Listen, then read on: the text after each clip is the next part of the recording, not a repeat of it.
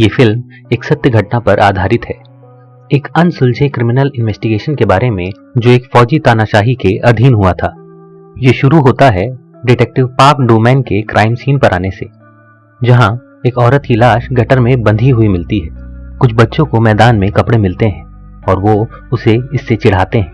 वो केस की तहकीकात शुरू करता है, एक एक कर सस्पेक्ट से पूछताछ कर।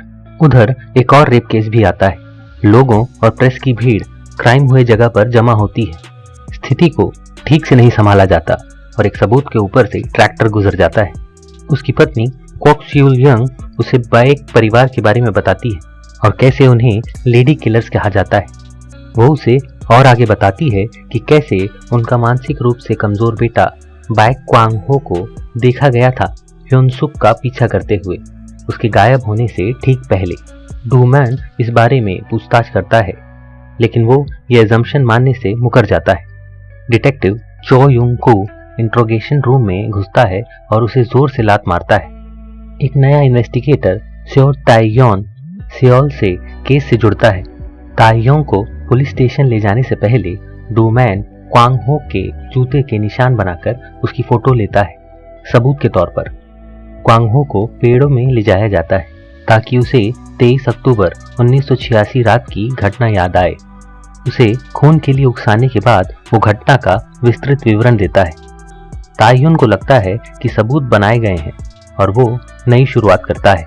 वो देखता है कि क्वांग हो की उंगलियां वेब्ड हैं और ये इस बात को नहीं समझा पाता कि ह्योंग-सुक को कैसे बांधा गया था। पत्रकार और देखने वालों के लिए वारदात का पूरा विवरण दोबारा दिया जाता है। ताइयोंग के लगातार गलत आरोपी को पकड़ने की बात को सार्जेंट कू ही बोंग नजरअंदाज कर देते हैं, पर क्वांग हो का पिता बीच में चीखता है कि मेरा बेटा बेकसूर है और गलती से कस्टडी में लिया गया है, इसीलिए एविडेंस की कमी के कारण उसे रिहा कर दिया जाना चाहिए। एक नए सार्जेंट को केस सौंपा जाता है। डूमैन सारी वारदात नए सार्जेंट को बताता है। इन्वेस्टिगेशन में ताइयोंग को पता चलता है कि शिकार ने लाल कपड़े पहने हुए थे और उस पर हमला बारिश की रात को हुआ होगा। वो ये भी अनुमान लगाता है कि शायद तीसरा मर्डर भी हुआ होगा, क्योंकि एक लड़की की मिसिंग रिपोर्ट भी आई है। उसका गायब होना और ऊपर का अनुमान मिलते जुलते हैं। बहुत ढूंढने के बाद उसकी सड़ी गली बॉडी मिल जाती है। वो नोटिस करते हैं कि सीरियल किलर ने शिकार के सामने से ही उसका गला दबाया है और उसे मार दिया, और वो हर मर्डर में यही तरीका अपनाता है। वो बाइक के रेस्टोरेंट जाते हैं खाना खाने। डूमैन क्वांग हो को जूते देता है माफी मांगने के लिए। ताइयोंग क्वांग हो पर डूमैन की मूर्खतापूर्ण धारणा को दिखाता है। वो दोनों एक बार में जाते हैं जहां डूमैन और ताइयोंग का झगड़ा हो जाता है। महिलाएं पारंपरिक कपड़ों में तैयार खड़ी हैं प्रेसिडेंट को इनॉग्रेट करने के लिए एक बरसात के दिन। जल्द ही वहां दंगा शुरू हो जाता है। योंगकू एक महिला की तस्वीर बना रहा है। मिस क्वान एक लाल ड्रेस पहनकर रेपिस्ट को लुभाने के लिए बारिश में चलती है, जबकि ताइयून उस पर नजर रखता है।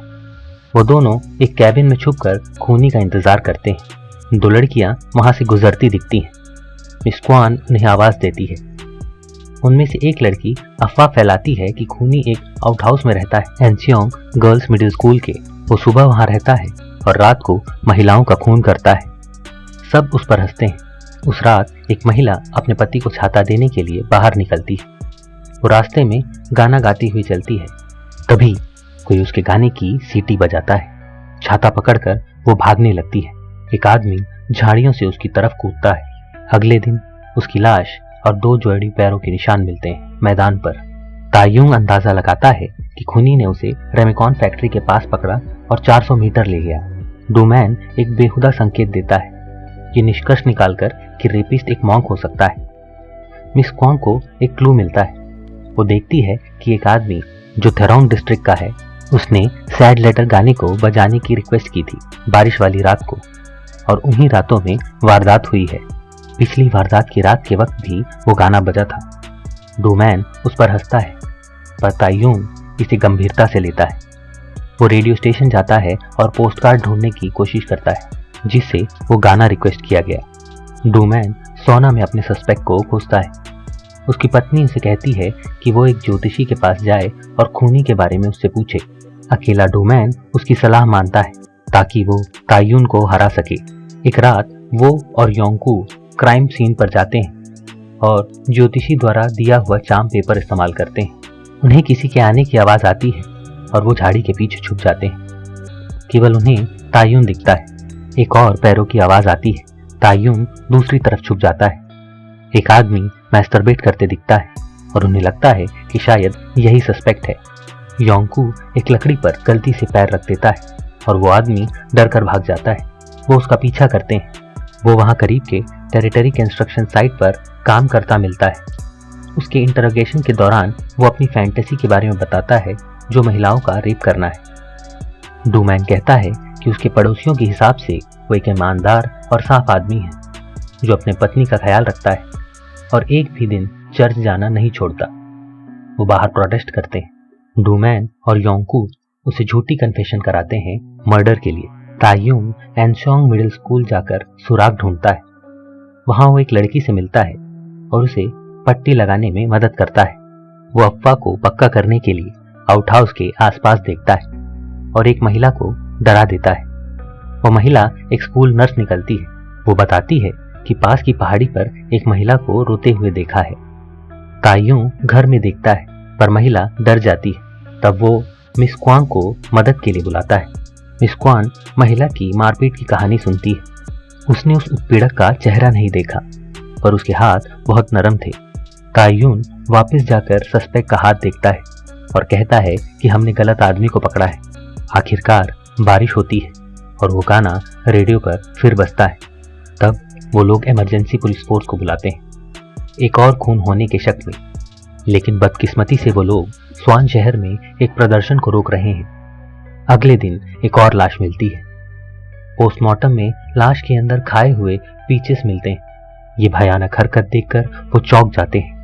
मिस क्वांग रेडियो स्टेशन से कॉल करके बताती है कि उसे पोस्ट कार्ड मिल गया है। डूमैन और तायुन तुरंत उस पते पर पहुंचते हैं। उन्हें आरोपी मिल जाता है, पार्क ह्योन ग्यू। एक फैक्ट्री में काम करते हुए उसे पूछताछ के लिए ले जाया जाता है पर वो खून के सारे आरोप खारिज करता है। इस दौरान योंकू गुस्से में ह्योन ग्यू को लात मारता है। उसे भविष्य में इंटरोगेशन रूम में आने से मना कर दिया जाता है। इसी बीच तायुन और डूमैन क्वांग हो को आई विटनेस मानते हैं। वो लोग बाइक के रेस्टोरेंट जाते हैं उसे ढूंढने और वहाँ योंकू रो रहा है। वो वहाँ एक महिला ग्राहक पर गुस्सा होता है और उस पर हमला करता है। इसी उथल पुथल में क्वांग हो के पैरों पर एक जंग लगी कील लग जाती है। वो वहाँ से भागता है और दोनों जासूस उसका पीछा करते हैं। वो उससे ट्रेपिस्ट के बारे में पूछते हैं। वो उस घटना के बारे में उसे बताने ही वाला था, लेकिन अचानक दूसरे ख्याल में चला जाता है। क्वांग हो फिर भाग जाता है और रेल की पटरी पर ट्रैफिक पुलिस की तरह खड़ा हो जाता है। डोमैन को एक ट्रेन आती दिखती है। वो उसे चेतावनी देने की कोशिश करता है, लेकिन बहुत देर हो चुकी है।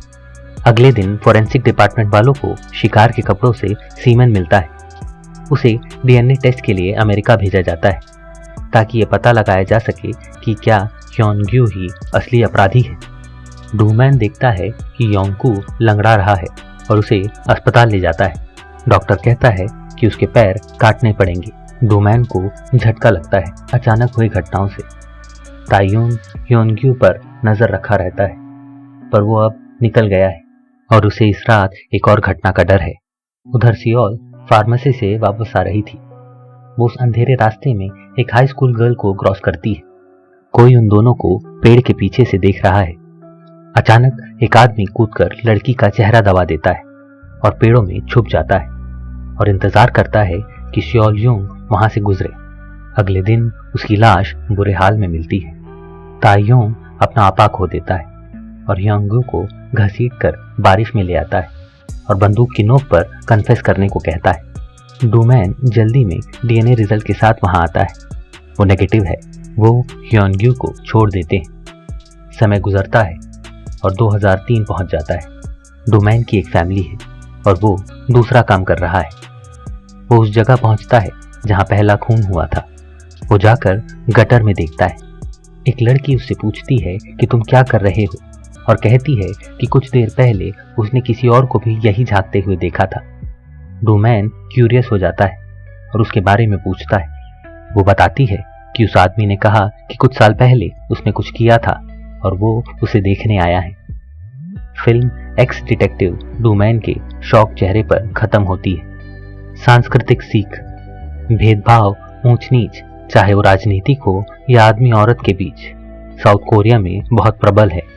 ये उनके इतिहास से आती है जो कि कॉन्फ्यूशियन की सोच पर आधारित है। ऑफिसर होते हुए भी मिस क्वाक हमेशा छोटे काम करती है और डूमैन उसका मजाक भी उड़ाता है जब वो इन्वेस्टिगेशन में योगदान देती है।